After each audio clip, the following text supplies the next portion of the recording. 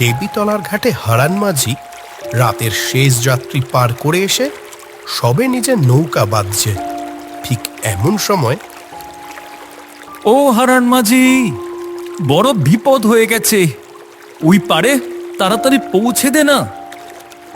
সারাদিনের পরিশ্রমে ক্লান্ত চোখে পাড়ের দিকে তাকিয়ে হারান দেখে এ যে নরেন দাদা, আর সঙ্গে তার পুয়াতি বউ গরুর গাড়িতে বসে তীব্র প্রসব যন্ত্রণাতে কোঁকাচ্ছে।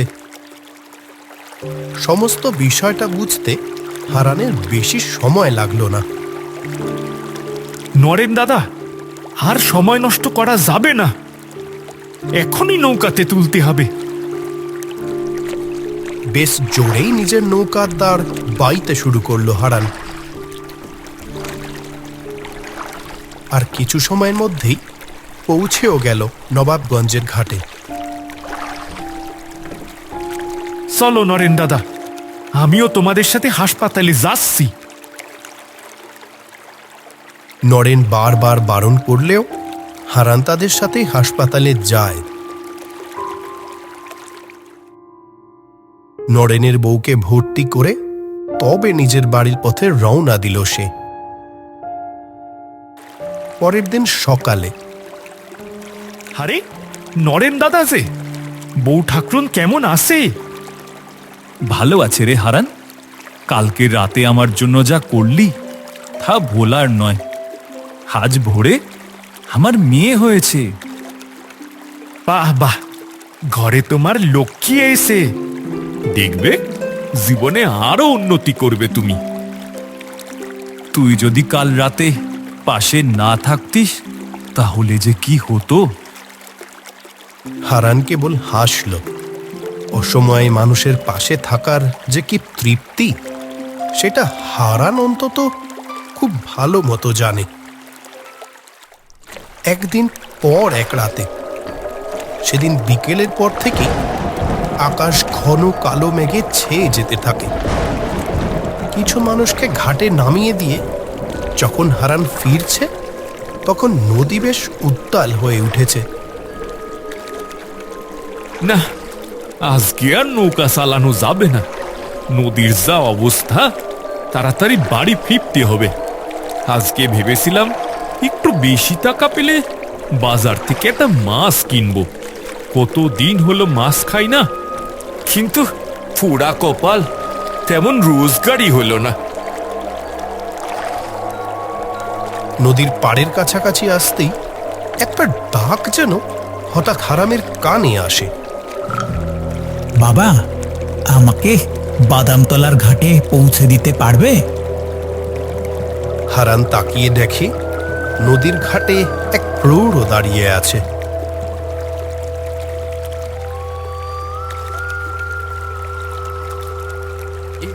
এখন বাদামতলার ঘাটে যাবেন? নদীর অবস্থা যে ভালো নয়, এই সময় নদীতে নৌকা ভাসালে বিপদ হতে পারে। জানি, আমি একটা অন্যায় আবদার করলাম। আসলে কি জানো তো, আজকে তো আমার নাতনির বিয়ে, তাই খুব যেতে ইচ্ছে করছে। ও তাই নাকি? তাহলে তো নিয়ে যেতেই হবে। নাতনির বিয়ে আর দাদু যাবে না, তা কখনো হয়? আসেন, উঠে আসেন নৌকাতে। আপনারে এখানে আগে দেখিনি তো, নতুন বুঝি? না তো, আমি তো তোমার আগে থেকে এখানে থাকি। ও আচ্ছা, হতে পারে হয়তো আপনারে আগে দেখিনি। যে হারিয়ে যায় তাকে কি আর দেখা যায়? হারান কথাটির মর্মার্থ উদ্ধার করতে পারে না। সেই বয়স্ক মানুষটি হয়তো হারানের মনের ভিতরের দ্বন্দ্ব অনুভব করে নিতে পারে। আচ্ছা বলছি, শোনো, আজ থেকে অনেক বছর আগে এক দুর্যোগের রাতে। মনিকা, তোমার বাবার বুকের অবস্থা কিন্তু ভালো নয়। এখন তাহলে উপায়? একটা ইঞ্জেকশন লিখে দিচ্ছি, এটা শহর থেকে নিয়ে আসতে হবে। ইঞ্জেকশনটা দিতেই হবে। বাবাকে হাসপাতালে নিয়ে যাওয়া যাবে না?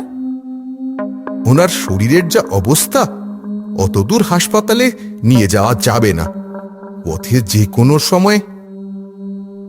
না না, থাকুক। আমি নিজেই গিয়ে শহর থেকে ইঞ্জেকশন নিয়ে আসব। কিন্তু তুমিও তো মা হতে চলেছ। এখন তোমার যেরকম অবস্থা, তাতে যে কোনো সময় বাড়াবাড়ি হতে পারে।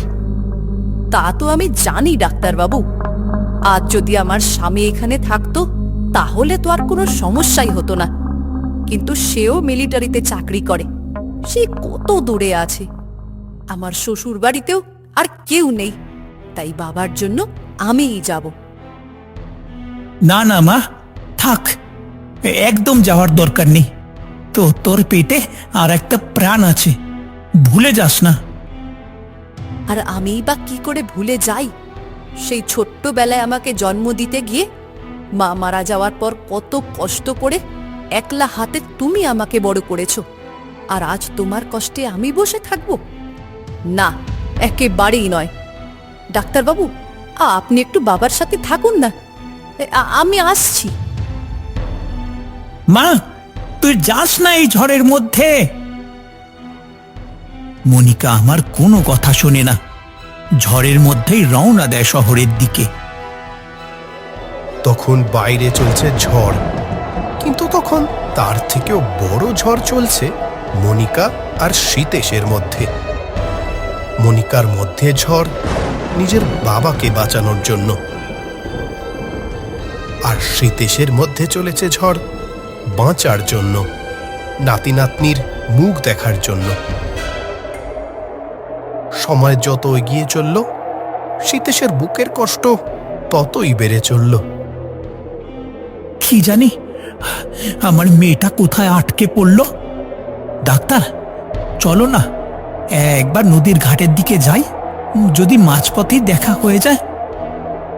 কিন্তু এই শরীর নিয়ে আপনি পারবেন না, আমি বরং দেখছি। না, আমিও যাব। বাইরের ঝড় তখন অনেকটা কমেছে। আমি বুকের তীব্র যন্ত্রণা নিয়ে ডাক্তারের সাথে নদীর ঘাটের দিকে এগোতে থাকলাম।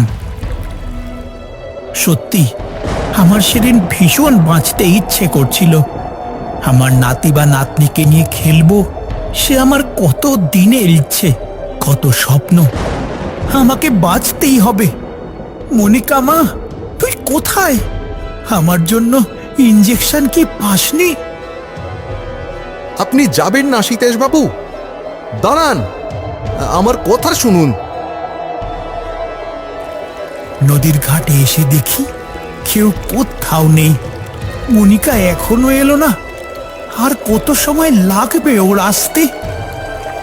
বুকের ভিতর ভীষণ ভীষণ যন্ত্রণা উঠল, আর আমার চোখের সামনে নেমে এলো অন্ধকার। আর তারপর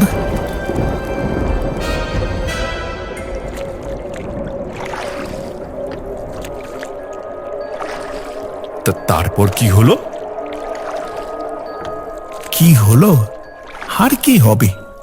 দেখো, ওই যে বাদামতলার ঘাট চলে এসেছে। চলো নামি।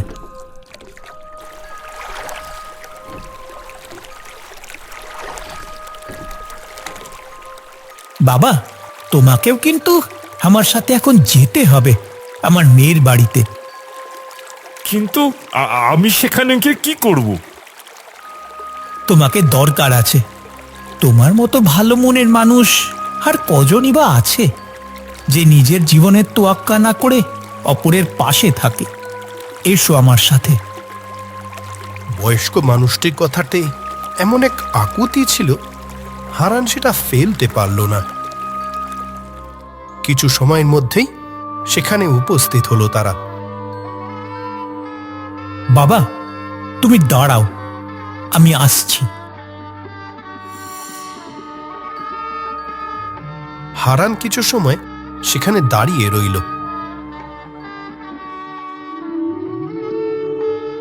বিয়ের কোণের সাজে নাতনিকে যে কি ভালো লাগছে।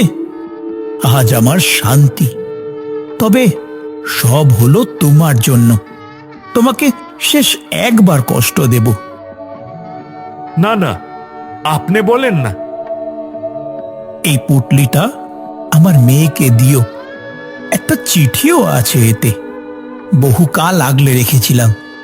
আজ এগুলো ওকে দিতে পারছি দেবে, খুব ভালো লাগছে।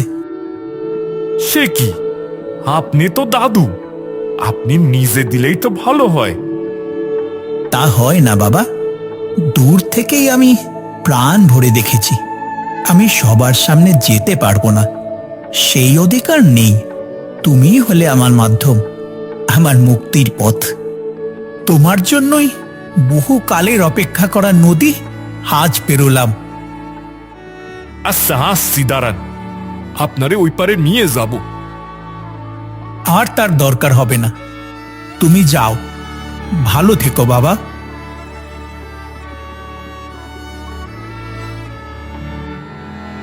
আপনি সত্যি আসবেন না?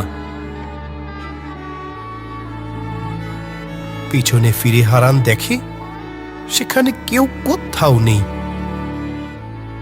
হারান বাড়ির ভিতরে গিয়ে জিজ্ঞাসা করে অবশেষে মনিকার কাছে পৌঁছায়।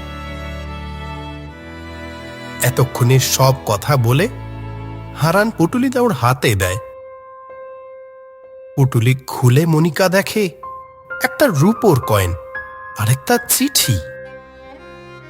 বিস্ময় হতবাক হয়ে চিঠিটি নিয়ে খুলে মনিকা দেখল এ তো তার বাবার নিজের হাতে লেখা চিঠি। মা, যদি কোনোদিন এই চিঠি তোর হাতে পৌঁছায়, জেনে রাখিস আমি কিন্তু তোর ওপর রাগ করিনি। এ জীবনে হয়তো আমার নাতি নাতির মুখ আর দেখা হলো না।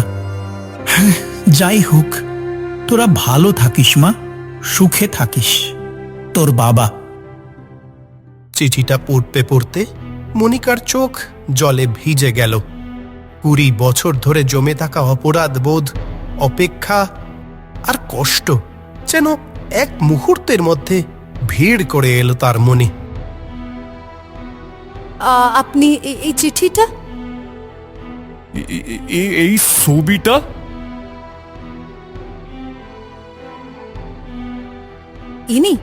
ইনি আমার বাবা সীতেশ মৈত্র।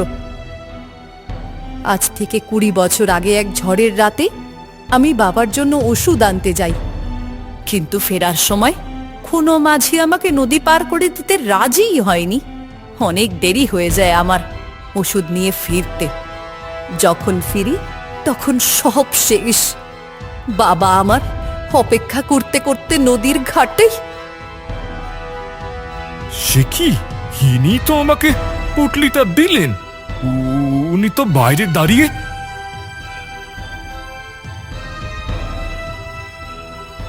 বাবা, তুমি কোথায় আছো? আমাকে একবার দেখা দাও। বাইরে তখন কেউ কোথাও নেই। বাবা! হারানের কাছে এতক্ষণে সব পরিষ্কার। নিয়তির কি অদ্ভুত খেলা! যে 20 বছর আগে এই রাতেই সীতেশ মৈত্র মারা যান, ঠিক তার 20 বছর পর সেই দিনেই তার নাতনির বিয়ে। নিজের নৌকায় ফিরে এসে হারান দেখে তার নৌকার মধ্যেও সেই একই রকম দেখতে একটা পুটলি।